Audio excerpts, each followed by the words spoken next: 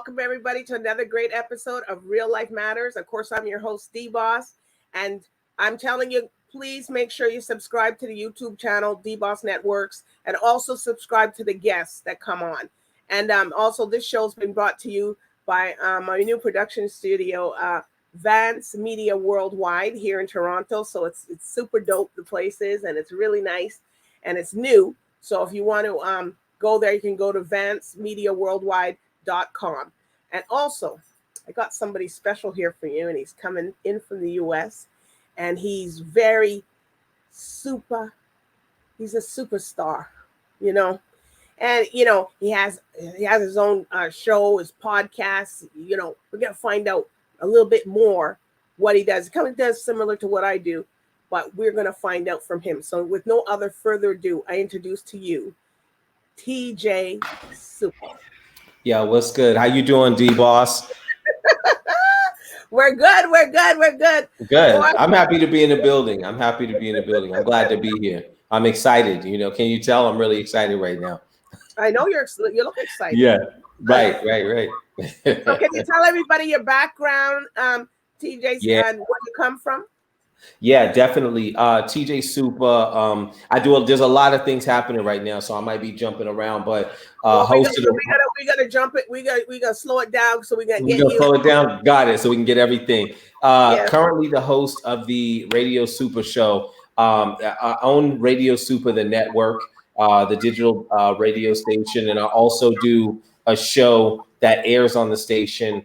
The show currently is airing on about 95 syndicated stations total every week, and we do celebrity interviews almost every week. We've had a lot of great people in the building. That's one of the main things that I do. I'm also the host of a video music show, the Rock the Mic show. That show airs on probably about 10 digital channels that we do a lot of work with. Salute out to those. I'll get to those a little bit later in the interview. I do a lot of behind the scenes stuff, like, I guess what you would call management or moving things around for a lot of artists behind the scenes also. So a lot of different work in the industry, and I'm scoring a film too, but I guess we can get into all that stuff during the interview. All right. So what's your background? Where you come from?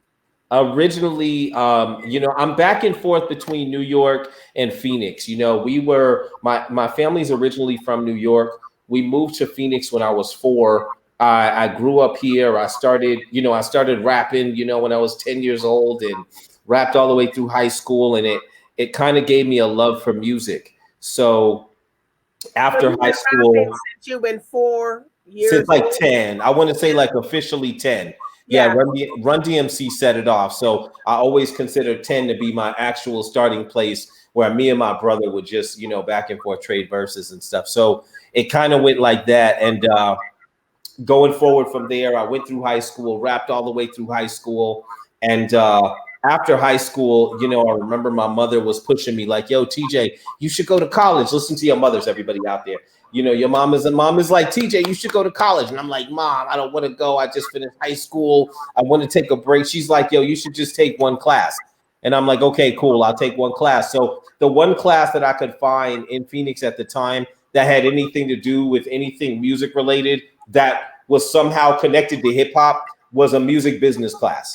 So I took the music business class, and that really opened up like my mind and kind of like gave me a love for music business, and it gave me, I think, a lot of the food that I was looking for and looking to be deeper into music. So while I was in that class, I invited a friend of mine, a guy named Kawan the Shogun. I invited him to the class. And while we were in the class, we finished the class. I'm on the phone with him one night, and he's like, yo, TJ, look, there's this other school, and they teach you how to be a recording engineer and how to do this and learn all these things. So I said, okay, that's interesting. So after I finished my music business class, I went and joined that school. And I went through the recording program and all that other stuff. And I remember them coming to us sometime during the class telling us, like, you know what, we had 10 students in the class. And they came to us and said, only 2 of you guys can stay in this state. The other 8 need to leave because there's no music industry here. You know what I mean? So your career is not going to move forward if everybody stays here. Like, you have to leave. So it was kind of an impact, but I thought about it and I had family in New York still. So I kind of went home, looked at all the records that I had. You know, I had some Steady B, some Boogie Down Productions. I had, you know what I'm saying, some Run DMC joints. And I came to, you know, had a conversation with my mother, and I came back to school and I'm like, yo, you know what? I want to go to these record labels. I just lead music business. So I gave him a list of record labels like Def Jam and Cold Chillin' and Jive Records and all this other stuff. And then, you know, I don't know, a week or two goes by and the school calls me and tells me, yo, Jive Records said they want you in New York. So I said, okay, this is amazing. So, you know, talked to mom and she arranged things. I still had like family out there, aunts and uncles and stuff. So I moved to New York that summer and I started an internship at Jive Records, you know, and then I was in New York. And then that's kind of, you know, the beginning of how everything started for me in the music industry. So can you tell everybody what TJ Superstar? We know you're a superstar. So yeah, where TJ Super comes from and how did you come up with that? It's an interesting name. It's an interesting name. And it's funny that I don't get asked this question very much. So my name was in school, you know, when I was going through my battle rap phase, you know, my original name is like Terrence, or, you know, they used to call me Terry in high school. I hated the name, you know what I mean? Or elementary school. I used to hate it.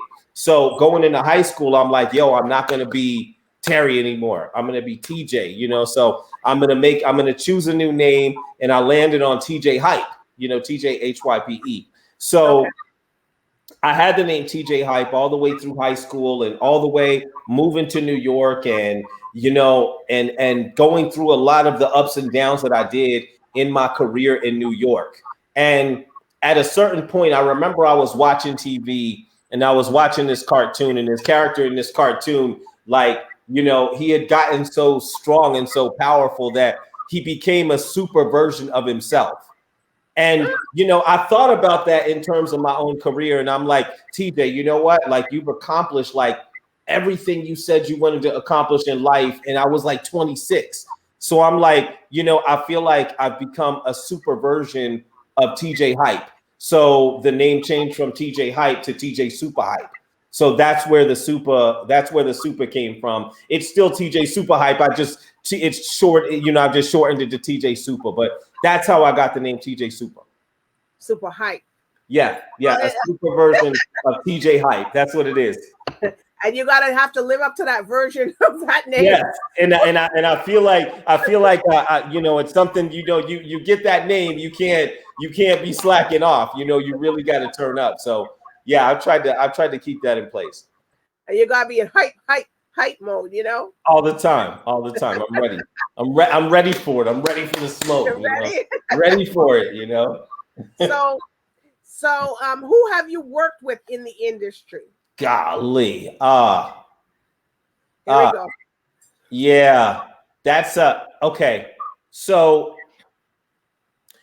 it's been a long time that I've been in the industry. We were talking, you know, the Jive record situation happened in the 90s. Okay. And I was in New York, and I went from Jive Records. I mean, you know, Jive Records, you know, we had Keith Murray sign, they had the Backstreet Boys sign, they had NSYNC sign, they had a lot of people sign. There was a lot of people that I saw come through Jive, but I left Jive probably about a year after and got a job at a recording studio named The Hit Factory. Aptly named because everybody, it was almost like an achievement for an artist to go to The Hit Factory. So everybody went there. Like everybody, like Michael Jackson went there. You know what I mean? Like Stevie Wonder went there, Mariah Carey, Boyz II Men, like Big, like everybody went there. So I'm working there, and it was a regular daily situation just to see celebrities come in. What did you do when you're working there? Yeah, after I left Jive, I was an intern for the A&R department at Jive. Okay. When I left Jive and went to the Hit Factory, I was kind of what you call a general assistant for the mastering department there, which is, you know, the stage after you finish mixing the record before you release it. It goes to mastering. So, you know, that's where I was at. I was like a general assistant, and I worked there for about almost 3 years. So this is almost daily where you're seeing people interacting with people, you know, like top level celebrities almost daily. So that's kind of what it was. There was a big engineer that worked there. Big salute to Herb Powers, you know, big, black guy, whatever. He was a really, really big engineer. And they came to me one day and they were like, yo, TJ, we're going to go open our own company. So when we leave, we're going to take you with us, you know? So a little while after that, they opened their own company and they brought me with them. And then again, it was more of the same. It was more of Mace coming in and Foxy Brown and L.A. Reid and Mary J. Like, and this is just, again, it's an everyday situation. This stuff is happening. So this is where I'm at. And this is just what it is every day. And I worked there probably for about another 2, almost 3 years until that company kind of came apart. It disbanded. The president of the company stepped away and he started working on other endeavors. And I started doing work with a group. You probably are familiar with them. A group named CNC Music Factory. Yes. Yes, the dance group. So I started. They played up here in Toronto a lot. They played yes. show and everybody was playing that music. Definitely. So one of the C's from CNC passed away, but the other one was still alive. And I ended up working for him and being his studio manager. And then again, we had, Pras from the Fugees coming in. We had a lot. So again, that was another 2 years of that. I always use the kind of measuring point for, when I was working at the studio with Herb Powers, I used the measuring point of, like Clive Davis called us to book a Whitney Houston session, and we had to turn the Whitney Houston session down because we were too booked to take it. I use that as a measuring point just to give people an idea of how crazy and how busy and how booked everything was. It was booking, anywhere from a month and a half to 3 months out, like every single day at $3.25 an hour. You know what I mean? What time did you start your day at? Was it late? And then I started my day usually in the afternoon, I started probably about 11, and I usually worked until close. Sometimes it was 7, sometimes it was a little later than that. Okay. But I dive into stuff when I'm you were thinking me all night or something. Yeah, I was almost. I went through a couple of those at some point too when I worked for CNC Music Factory. But yeah, so we did the all-nighters too. But yeah, so that's what that was. And that was that situation. I had some family things happen when I was working at the studio for CNC Music Factory. I had family things happening, and I had to move back to Arizona. So I moved back to Arizona, and at the time, I does film in the same vein that I do music. So while I was in New York, there was a film project that they involved me in. I performed in the film, and I did music supervision. I provided a lot of music that was going to play on the actual film. So when I moved back to Arizona, he was on his second film. So I started working with him on the second film. I did sound on that second film. I was the name of the film is Cody Black, and it's on Amazon right now if you guys want to go find it. It's an older film, but I was a music video host in there, which is really interesting. But I was a music video host inside the movie. Yeah. So 1 minute. So what did you take away? What did you take away most from when you were working with TNT Music Factory, the Jive, when it closed? So what did you take away for yourself from there? Okay. What I took away most was that this is what it did to me. It made me feel like that's the area that I'm supposed to be working in.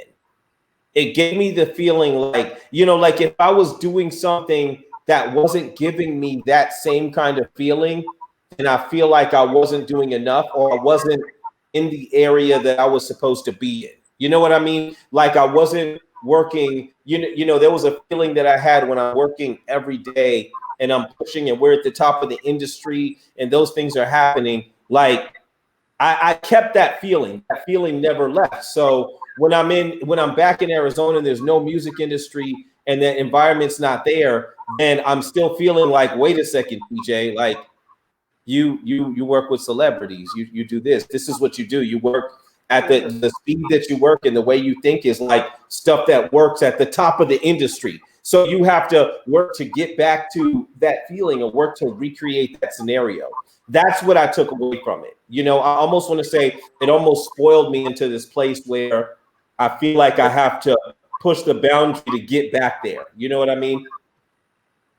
Yeah. Yes. So so now that led you into where what you were just continuing on. Because I just wanted to know what you took away from that, because that made you to the next step where you're going to go. Yeah, it got me to the next step. So back in Arizona, just like I said, I started working on some film projects with my brother, which really helped because I was going through kind of a drought in music where I just came from working at the top of the music industry to no music industry at all. And I'm like having to find a job. And I'm like, you know, if you worked in music, you know, your qualifications don't necessarily transfer from working in music to the regular world. Like you can be like, yeah, but I was the head A&R at a record label, and that's not going to get you a job at Amazon. You know what I'm saying? Like it just doesn't connect. It doesn't connect. So, so there had to be when you want to try to get a regular job, it's kind of hard, right? Yeah, you got that on your resume. They look at it like they think you're lying. Like, what do you like? What do you mean you did this? Like, you know, you saw Jay-Z. What do you mean? Like, you talked to Puffy. You know what I'm saying? Like, yeah, it's just I saw Jay-Z when I was drinking. You know? yeah, right. That's why I put this together. Like, I don't even know what this means. You know what I mean? Like, here, let's start you off in an entry level position. You know what I'm saying? Like, it doesn't matter that you were manager 3-4 months ago. We'll start you off at the bottom. So, but that must be good. You know, that must affect you really mentally, because you'll be like, oh my gosh, you know, I was working and doing all this, and all of a sudden I can't even get a regular job. Yeah, it did then. I mean, you know, not now because we're on top right now. But then, yeah, it was difficult. It was really difficult. So, you know, I had to acclimate to being in a different environment with no music industry, no celebrities, no anything. I have these stories, and it's like, okay, that's great. You know, we don't even know if you're telling the truth, but you have these stories. Nobody can confirm them. You know, and the company closed down. Right. The company's not there anymore. It's not like I can just get on the phone and call Rob and say, "Yo, Rob, look, tell him I'm telling the truth." You know, I can't. Rob from TNC Music Factory isn't going to answer every call. Yes, he's telling the truth. You know, he's not. Can you vouch for me? I need to get this job. Right. It's not going to happen. It just didn't happen. So it took a while. So I worked, at a regular job, and at the same time, outside of work. You know, after a couple of years, after I got back settled in life and got things straight, I started working on some music projects again, you know, and I started off slow. It was some management of some artists, and I was working with a DJ and a team, and we put out a couple of mixtapes, and we pushed those mixtapes, and those mixtapes, you know, they had some, you know, building success, each one better than the next one. And it led to this point where my brother contacted me, and he's like, "Hey, TJ, there's this guy, you know, it's a friend of mine that's a filmmaker. They have a film, and the film is completed, but they need music. They need a score for it." So I said, "Okay, great. I've already done this like 2-3 times already. You know what I'm saying? So this is easy." So I talked to the guy, and they showed me the film. So the film is finished, and I said, "Okay, great." You know, so we took a look at it, and I said, "This is what I'll do." I said, "I'll put together a soundtrack for the film. I'll give you guys music for the film, and then I'll release the soundtrack. You guys release the movie." Movie was already done, and they're like, "Okay, great." So this happened probably, I want to say, in the summertime, maybe around June, July. And between June, July, I like compiled, got a bunch of artists together, put a project together, landed physical distribution and digital distribution. I landed the product in stores. You know, it was in like a lot of the warehouse stores, FYE stores, Coconuts. It was in those stores, and then the film never came out. So the album is out, but the film never came out. To this day, the film never came out. But I opened a record label to put that film out. You know what I mean? It was my record label, SUPA Music. If you ever see it pop up, so SUPA Music. That's the record label or the management company, depending on whatever I'm doing at the time, but that's the record label management company part of everything. So during that time period, and I was really stressed. Like, you know, I had 2 kids I was raising. I had just gone through a divorce. My life was really hectic. Both baby mothers were gone. You know, look, we're on the DBoss show. Both baby mothers were in jail. Let's just throw it out there. You know what I'm saying? So I'm raising my kids. I'm working full time. I think I'm in school at the same time, working on a bachelor's degree, and I'm working on music projects. And my friend is coming to me from Atlanta. Right. And he's like, yo, TJ, have you ever thought about opening a radio station? And I'm like, bro, there's a lot of stuff going on right now. Like, I can't do something else. There's a lot of things happening right now. And he kept talking to me about it. And I said, okay, cool. So I ended up working on the project for, it was a female rapper that I was doing some work with. And I ended up putting her album out. And I remember we were looking to get some kind of like promotion or radio play for this project. And the radio was like, well, the one single you have off of that project, we played 2 years ago. So we're not going to play it again. And I'm like, okay. So we couldn't get any radio play for the project. So I started thinking about what my friend was telling me. And he had said, you know, the radio station. I started considering that. So I had some conversations with them, and that led to the opening of Radio SUPA, the radio station that I own now.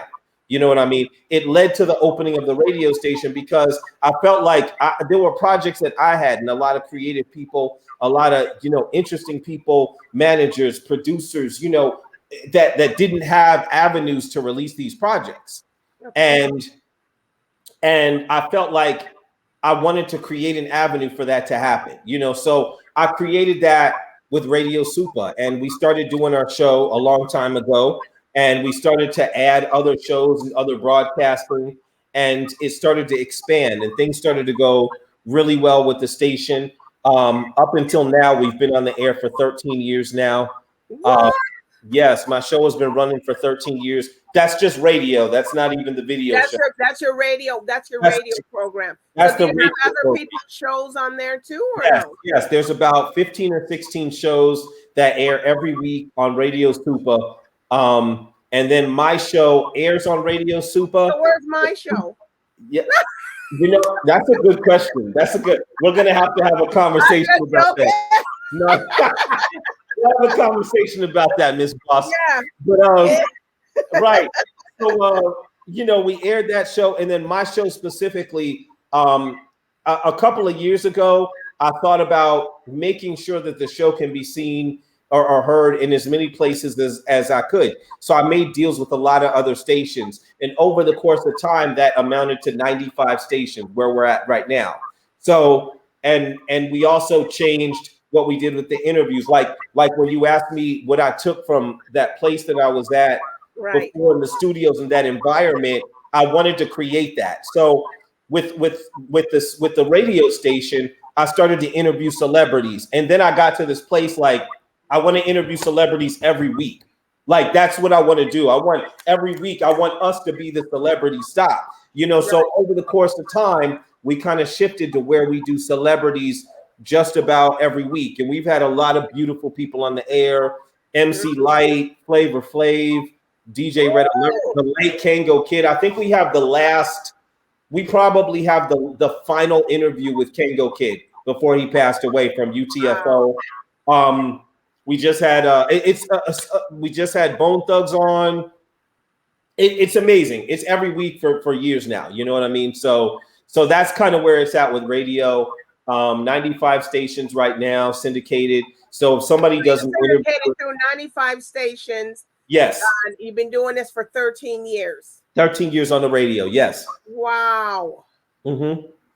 Yeah. Yeah. And that's just like I said, that's just the radio. There's the other things, the video shows. Let's move into now. right. Moving to the other areas. Right.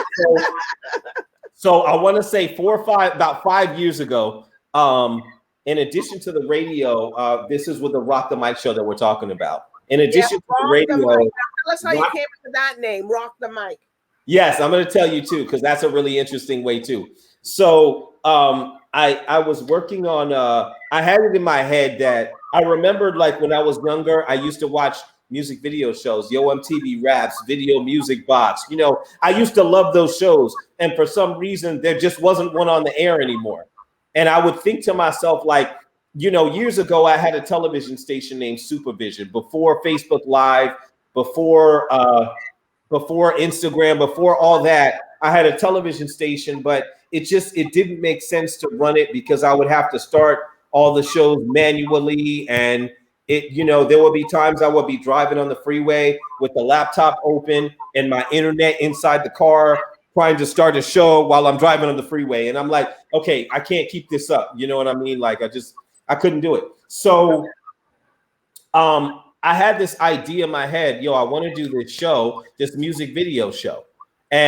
But I kind of wanted to aim it for television. That's kind of where I was. I was like, I want this to be more of a television show. I don't want it to be anything not television like. I want to create it like it's a television show. So I started putting that together, but I never moved on it because I didn't have the television situation lined up. I had a friend that had a show running on Fox, and I would do interviews on his show sometimes, and I'd go check them out. And I was having conversations with him about seeing what I could do in terms of getting this going.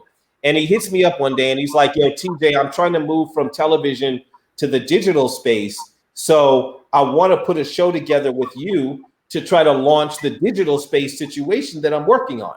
Mm-hmm. So I said, okay, cool. This might be a perfect time to launch this idea that I had in my head, So he contacts me and we start kicking around this idea to put this show together.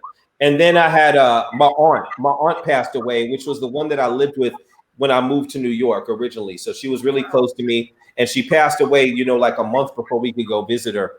And I had to fly out of town to Philly to go to the funeral. So he contacts me right before, and he's like, yo, TJ, hey, I have this idea for this show. The name of the show is Bars of Fire. That's what he said. The name of the show is Bars of Fire. Blah, blah, blah. And I said, well, I had this idea for this music video show and I know how to do it. I can put it together. I can make it happen. And he's like, okay, cool. So let's run with that. But the name of the show was Bars of Fire. So I go on this Philly trip. And while I'm on this Philly trip out of town, thinking about this show and thinking about this situation I'm dealing with, I forget the name of the show, Bars of Fire. And I'm starting to say in my head, Rock the Mic Show instead of Bars of Fire. So I start having a logo made and I start having all these things come together, and I'm picking out music videos and I line up a guest to be on the show. And then by the time I get back and we're ready to launch the show on that Saturday, it's Rock the Mic Show because I forgot it was Bars of Fire. So that's how the Rock the Mic Show came in, because I forgot the real name of the show. And it worked out good because I ended up separating at that time from the guy that I was working with, and that would have been his name if it didn't, you know what I'm saying? So I got to thank God for that. That's probably the second time he saved me with the name, me naming something, after somebody else's name and then me end up doing it myself. So it worked out really good. So then the Rock the Mic Show came together. I did a couple of episodes there, and then I kind of separated and started working on shooting the show myself. So we put that show together, and we always tried to do the show as if it was a television show, as if you were watching it on MTV or BET or something like that. So we try to give a television feel, you know what I mean? Like when I think about that show, I think, okay, what does Ellen's set look like? Or what does it look like on Ellen? You know what I'm saying? Like, how do they interact with the cameras? How do they do that? I always think about it in terms of a television show. So that show has been running for about, I want to say 4 or 5 years right now. And it airs on, we have a lot of partners that do digital television, like, that Roku or like Amazon Fire Stick or Apple. We have a lot of partners, Urban Music Report, Grind City. We have a lot of partners that we do work with, and our show airs on those stations, on those channels. So what other channels do you deal with? Do you deal with any hip hop channels or anything like that? So yeah, Urban Music Report is kind of an urban music channel. They do a lot of hip hop, R&B, and stuff like that. Grind City, I think, does a lot of urban content also. There's another 5, 6, 7 channels that we deal with also, but a lot of them deal with urban content. you know. Yeah. So that's kind of where we're at with the Rock the Mic show. So that show's been running about 4 or 5 years. That also runs every week in addition to the radio show separately. Wow. Yeah. Woo! There's a lot behind you. Mm-hmm. Yeah, there's a lot. It's a lot of stuff happening. It's a lot of stuff happening over here. Yeah, there's a couple artists I'm doing some work with behind the scenes. So I'm just moving some things around. You know, I'm a writer for 2 magazines right now, 2 national hip hop magazines. Salute out to OTH Magazine and salute out to the other one, which I have to look up the name because I just started doing work with them. But I content provide. So if there's a artist that I really feel like I want to do some work with, I might give them a spread in the magazine or something like that. Or if there's a celebrity artist that I deal with, and I might land them a cover story on the magazine. And then there's a film project I'm working on. I'm doing some scoring on, which I can't go into too much detail on because I'm under NDA. But nonetheless, it should be coming out this year. It'll be coming out this year. Well, you got to come back when it comes out. Yeah, I'm going to come back. I'm back to visit all the time. I'm going to come back here all the time, Miss Boss. I'm going to come back all the time. I can't get rid of you. I can't get rid of you. I'm in the building now. Now I'm in the building. Oh. Yeah. So, okay. So so are you adventuring into acting or are you just directing this movie? This movie, I'm doing music scoring on it. So I'm providing music again I'm providing a soundtrack and I'm providing music for the film. So like scene music and then soundtrack music. That's what I'm doing for this film. But it works well because if there's a lot of artists that I do work with and they have an opportunity to present music that can land in a film. So they can get film credit for the music. You know what I mean? And it should also help expand their fan base because people will hear the music that's in the film that might not originally have heard their music and then follow the artist or chase the artist down. So it's beneficial for any of the artists that I do work with. All right. So who would you like to work with that you haven't worked with? Okay. So there's 2 people offhand. 2 people offhand. We've been doing a lot of celebrity interviews, and there was some people that I always felt like, once I hit that person, I kind of hit the top. You know what I mean? That's kind of what I felt like. You know what I'm saying, D? And I was lucky enough to get one of them. It was DJ Red Alert. I don't know if you're familiar with him, but he's very big in terms of hip hop and breaking a lot of records and moving a lot of careers. So I was able to get him, and that was big for me. That was one of my checklists. The other 2 people that are on my checklist that I would die to interview is probably Nas and Run from Run DMC. Once I hit Run, then I feel like I hit the top. Like I don't know where to go from there. You know what I mean? Like I hit Run, it's like, because going way back to the beginning of my career, I feel like I started rapping off of watching a Run DMC video. When I was 10, it was a Run DMC video that came on the air that I kind of consider the beginning of me starting to be a rapper. You know what I mean? So once I hit Run, then it's like, I don't know what to do after that. I don't know. I'll figure something out. I'll keep going, but I'm just saying, like, that's the top for me. That's the top. So what's your version of somebody breaking a record?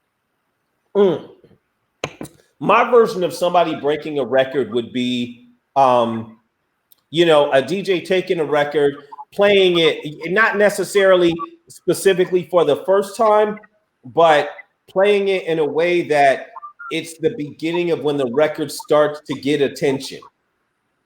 That's what I would consider breaking a record. Like I take this record that, if somebody else played it, they didn't, it didn't get a lot of attention, and I'm playing it, with the right things in place, maybe at the right club on the right night with the right people there, or I'm playing it, on the air on a platform that I know is going to get a lot of attention, or, there's different things, like I know that if I have let's say I have Jay-Z on the radio one day, I know that a lot of people are going to be listening to that show.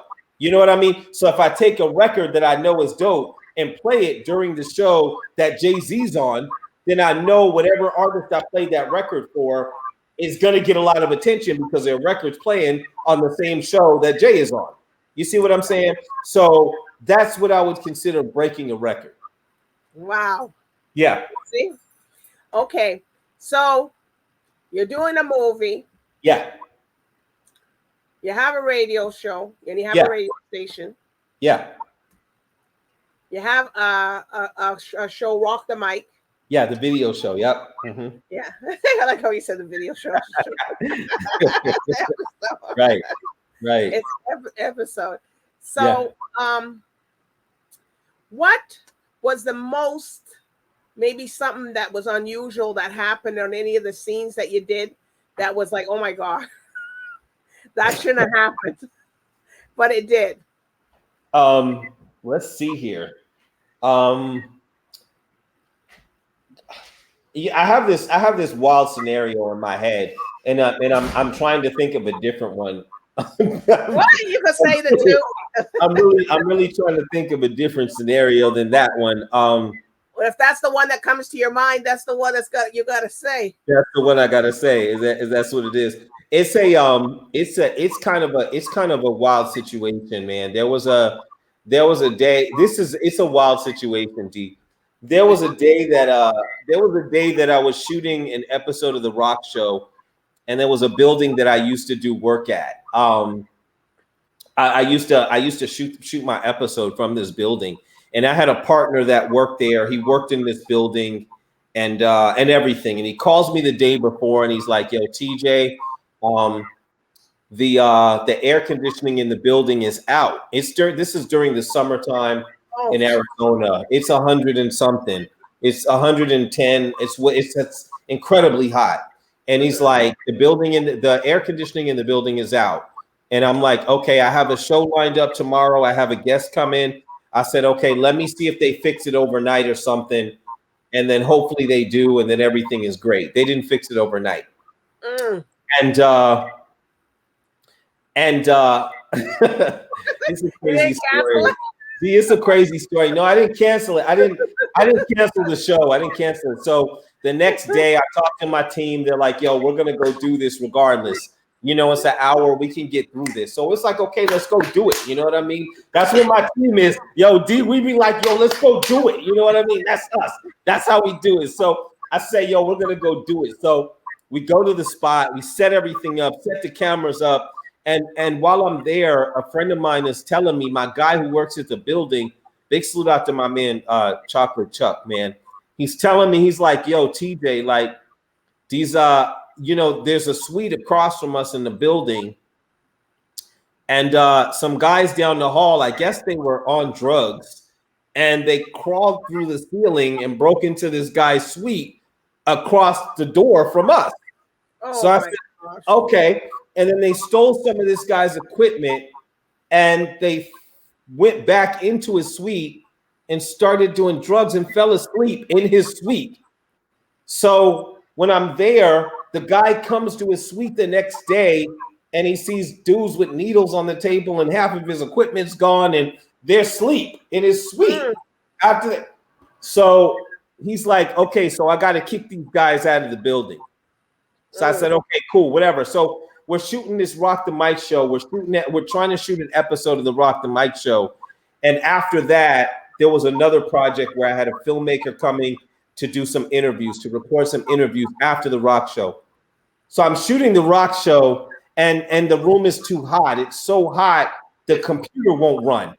So the computer starts shutting down, so we can't even finish shooting the show. So I'm like, yo, we got to either reschedule you, or I got to move this to somewhere else, another spot where I can shoot. I'm talking to the artist, and the artist is like, we can just reschedule, because I'm like, my computers won't run here. So I have to call the guy that was coming to film after me. I call him, and I'm like, hey, the room here is too hot. My computer won't run. So I don't know if you want to schedule to shoot somewhere else, because you probably can't shoot interviews here because it's too hot. So he's like, okay, cool. So I leave. I tell my guy, I'm like, yo, you know, I'll see you in a little while. Come to my house. We're going to shoot over there. He's like, okay, cool. So I leave the studio and I go to my house, and the film guy's going to my house, and the rest of my team is going to the house to do interviews. And I'm at the store and I get a phone call from the film guy, and he's like, yo, what happened at the studio? And I'm like, well, yeah, I just called you from there. Like, it's too hot. We can't do it. And he was like, I drove past the studio and the whole block is locked down and the police have a command center set up over there. What? And I'm like, what? Like, I'm like, this spot, like I just left there like 30 minutes ago. And he's like, yes. He said, you can't even drive down the block. He said, the police are outside of the parking lot with machine guns. What? So I'm like, okay, all right, just go to my house, whatever. 5 minutes after that call, I'm still in the store. And I get a phone call from, you know, my friend's girl who at the studio, she's like, hey, TJ, they came and kidnapped your friend. The guys that we kicked out of the building for doing drugs and everything, they came back and kidnapped him. And I think they tried to shoot him. And I'm like, oh, golly. She said, he's okay. He's with the ambulance right now. But, you know, he had a abrasion on the back of his head. It was nuts. And I'm like, I can't even believe this. And I'm like, I still have filming going on at my house that I had to move to because the film was too hot. Yeah. So I go back to my house and later I find out that my friend is okay. And yeah, I find out that my friend is okay, and that's good. That's good. That's like half of the story. I felt like I should stop there just because it's so much. You know what I'm saying? There's so much. You know what I mean? But that's about half of it. That's about half of that one crazy day. Yeah. So yeah. Are they this? You have so much knowledge and so much information, and you're just a resource center. I just gonna say yeah, it's a resource center. It's a lot, yeah. It's a lot, you know. So are there any shout outs or things that you want to say to people? Or yeah, anybody? I gotta shout out. I always have to shout out my team, man. Big salute to Elisa Arenas. She moves a lot of stuff behind the scenes. Big salute out to her. Big salute out to my co-host Kim Drawn on the radio and Lena Marie on the Rock the Mic show. Salute out to Professor X, cinematographer, DJ DN3, my team, you know, and of course all the stations that we do work with. I can't even name all you guys, you know, it's like almost 100 of you, you know what I'm saying? But salute out to all the stations that we do work with. Of course, salute out to DBoss for having me on the air.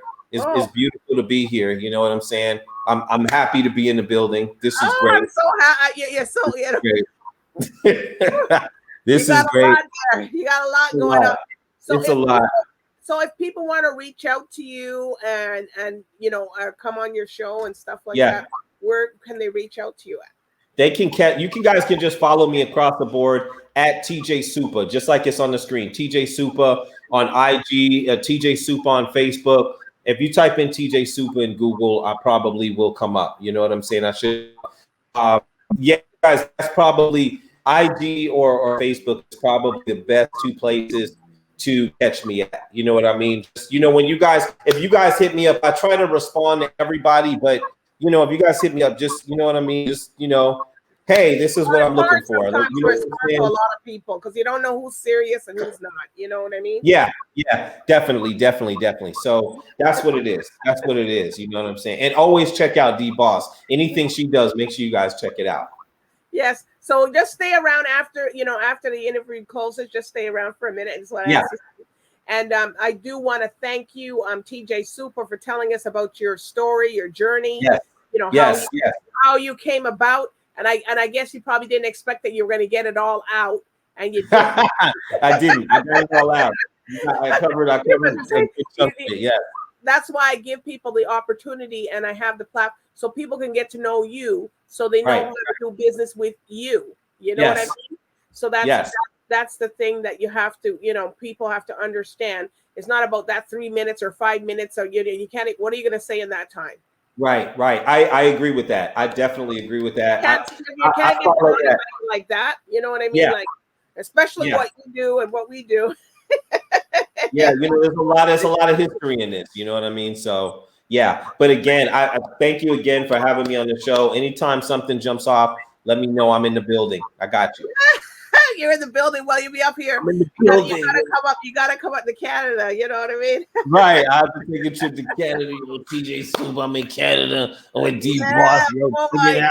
And we're up here in the Just like studio doing our right. stuff here. So, Right.